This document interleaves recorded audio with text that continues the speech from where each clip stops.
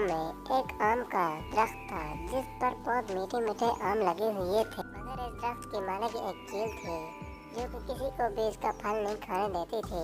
दूसरे परिंदे इस दरख्त की तरफ ललचाई हुई नजरों से देखते थे। मन ही मन में यही सोचते थे कि काश इस दरख्त के मालिक हम होते।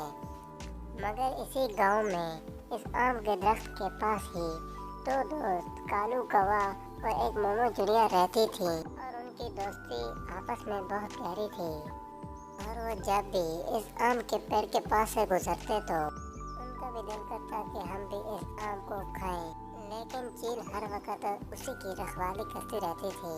लेकिन एक दिन दोनों दोस्तों ने कालू कौवा और चिड़िया ने आम चोरी करने का प्लान बनाया। कालू कौवे के दिल में लालच पैदा हुआ और उसने मन ही मन में सोचा कि अगर मैं चिड़िया को आम तोड़ने के लिए भेजकर चील को आम चोरी करने का बता दूं तो वो खुश होकर मुझे आम दे देगी। और कौवे ने चिड़िया से कहा कि तुम जाओ और आम तोड़ो। अगर चील ने तुझे पकड़ लिया तो हम दोनों मिलकर उसे मारेंगे।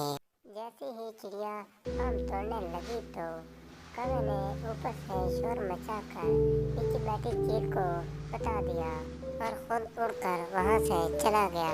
बेचारी चिड़िया चील से माफी मांगती रही लेकिन चील ने उसकी एक ना सुनी और उसने कहा कि नहीं, मैं तुझे खा जाऊंगा। और चील ने कहा कि तुमने मेरा आम चोरी करने की हिम्मत कैसे की। दोनों चिड़िया बड़ी मुश्किल से अपनी जान बचाकर वहाँ से भागकर घर पहुँचती है और अपनी मम्मा को आकर सब कुछ बता देती है जो आज उसके साथ कालू कौवे ने।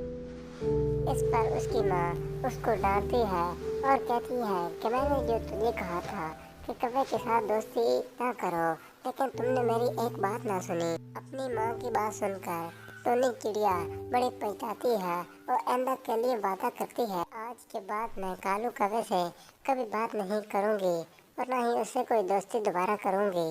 और टोनी की मम्मा उसकी गलती को माफ़ कर देती है और साथ ये नसीहत करती है कि बेटे कभी भी हर किसी के बात पर भरोसा ना किया करो और ख़ास तौर पर उन लोगों पर जिनको हम नहीं जानते कि वो अच्छे हैं या बुरे हैं।